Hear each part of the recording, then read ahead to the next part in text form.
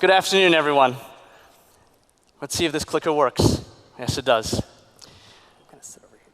I grew up in New Zealand, which means that at one point in my life, I had a much more intelligent sounding, much more sophisticated accent than the American one I carry today.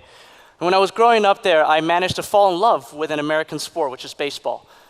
In 1997, I moved to the US, and in 1998, I visited Yankee Stadium for the first time, and I was a fan of the New York Yankees. Now, this was a huge moment for me, but surprisingly, I only have one clear memory from that day. In the second inning, Yankees first baseman Tino Martinez walked up to the plate, and the stadium played Bubba O'Reilly by The Who. First time I'd ever heard that song. And paraphrasing the great Bob Marley, the music hit me without causing any pain. From that moment, and for many years afterwards, Bubba O'Reilly was my favorite song, Tino Martinez was my favorite athlete, and Yankee Stadium felt like home. You see, the amazing thing about music is that it can do extraordinary things to us. It changes the way we perceive the world. And even though it is intimately personal, music is still so incredibly social. That's why music is really one of the most powerful weapons that a brand can bring to the battle for consumer loyalty. Now, these two incredibly intelligent men have spent 20 plus years studying music psychology. And during that time, they've been able to quantify the incredible effects that music has for a brand. They found that brands with a strong musical identity are recalled 96% more often than brands without. And that consumers are much more likely to buy products that they can associate with music that they like. In physical stores, people actually stay 60% longer because of music, and that leads to about a 38% increase in overall sales. So not surprisingly, almost all brands that we've ever talked to have told us that music is important to them. However, 70% of them don't spend any money on music marketing. And when we ask them why, the same two questions come up over and over again. The first is they ask, what does my brand actually sound like? And the second is, what does consumer engagement through music actually look like? The thing is, we found that the answer to both of these questions is actually in the identity of the consumer as a music lover. So over the course of the last 2 years, Spotify has become obsessed with finding out more about that consumer. We started off by asking 750 people around the world what kind of media and what kind of personal interest they could not live without. Music scored 100. What this meant was that we could not find a single person who would tell us that they can live without music. Now, as we dug deeper into the psyche and the behavior of our consumers, we found 4 really exciting insights that I want to share with you guys today. The first learning is that consumers actually contextualize music within moments. Now, these moments could be moments throughout your life, like a graduation, a wedding, or the birth of a child. Or they can be moments throughout a day, like your morning commute, an early morning run, or an intimate dinner with friends. The second learning is that through these moments, there are 5 primary ways that users use music, consumers do. It's to motivate them, to amplify what they're feeling, to regulate their mood, to help them express, and to help them connect with one another, with expression and connection being by far the most important. These 5 uses across all moments of the day actually leads to incredible amount of engagement. On a platform like ours, for instance, we see 107 minutes per user per day. That's 107 minutes that a consumer is saying, come sing to me, to whichever artist they're listening to. Now, this usage happens throughout the day, and it peaks every week on Fridays around happy hour. Because we all know that a beer tastes just a little bit sweeter with Avicii thumping away in the background.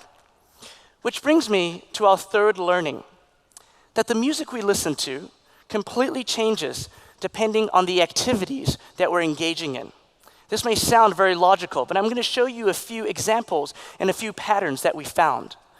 The first is, if you look at the 600,000 study playlists that exist on Spotify, you'll find that the 5 most popular songs among all of them are all classical masterpieces, nothing else. This is pattern number one. The second example brings us to the Super Bowl halftime show that 100 million Americans watch every single year. Now this year, Beyoncé and Destiny's Child performed. And in the weeks following the performance, we saw Destiny's Child's greatest hits have a 500% increase in plays. And for Beyoncé herself, she saw a 300% bump in streams of her music. This is an exceptional amount of increase in streams. So if you suddenly started to listen to Destiny's Child again in February, I can be pretty sure that you watched the Super Bowl. The third example brings us to the backyard American barbecue, which we all wish looked like that, but almost always ends up looking like this. Now, the third pattern is really easy to spot. If we take a look at how frequent people edit barbecue playlists in the US. As you can see on a weekly basis, Saturday is by far the most popular day, and every single year there's a huge spike on July 4th, which is our national holiday of overcooked hamburgers and undercooked hot dogs. All of these kinds of patterns can be found across pretty much any moment, any activity. When we take all of these patterns and data points together, we can actually craft an incredibly accurate picture of what a person's life looks like based on the music that they listen to. That brings us to our fourth learning. It turns out that the world's most active music listeners also happen to be the world's most active influencers in their communities. Spotify's active user base, about 40% of them sit in what we call the early adopter bucket. These are the folks that try products first, that use social media on a daily basis, and that are able to change the behavior of their friends and family. The way they do it, by the way, is by sharing incessantly on social networks. If you take a look at the major attributes and activities on a social network, you'll find that these active music listeners over-index against the general population by a significant amount, which means that it's no surprise that Sounds Like Branding found in 2010 that 50% of all social media activity actually revolves around music. Let's go back to that 70% of brands who don't really know how to work with music and marketing. With these 4 insights over the course of the last year, we've been developing and refining 3 really, really easy steps to help those brands, and pretty much any brand, develop an incredibly efficient and meaningful musical identity. I'm sharing these with you today. Step number 1, identify your audience and own a moment, an emotion, or an activity. We're using Reebok as an example here. They decided to own the workout because their audience are the folks who need a little bit of extra motivation to get fit.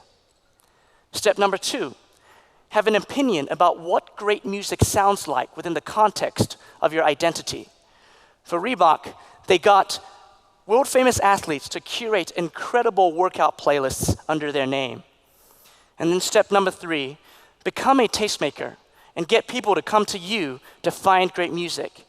Reebok accomplished this by building a utility called FitList that allows you and me to go and create awesome, unique workout playlists whenever we want by choosing the exercise we're about to do and the artist that we really, really like.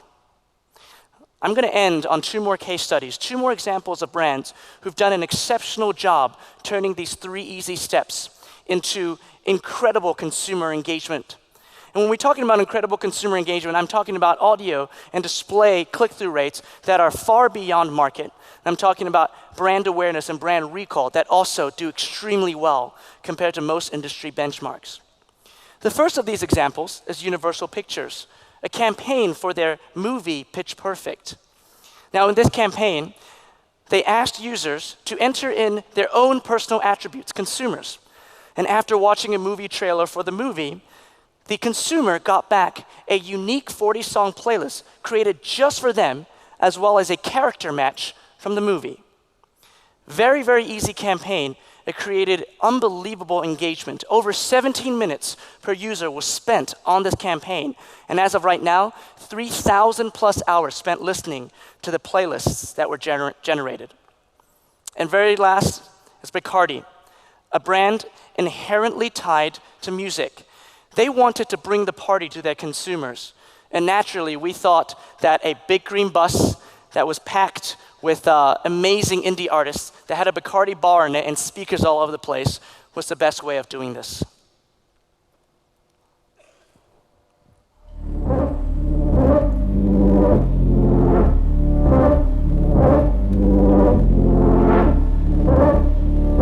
Yes, fake grass, super hot outside, and lots of nice people.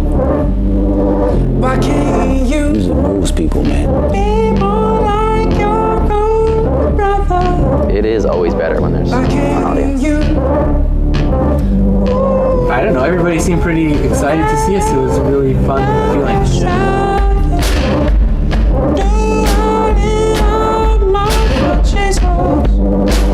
Why can't you?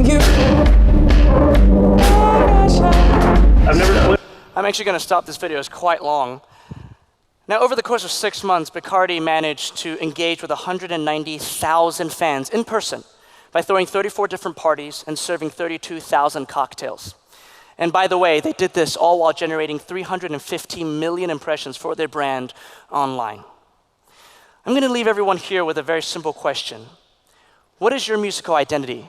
Regardless of whether or not you're here representing a huge brand or a startup in Startup Alley, or if you're just an individual who loves music, the answer is worth finding. Thank you.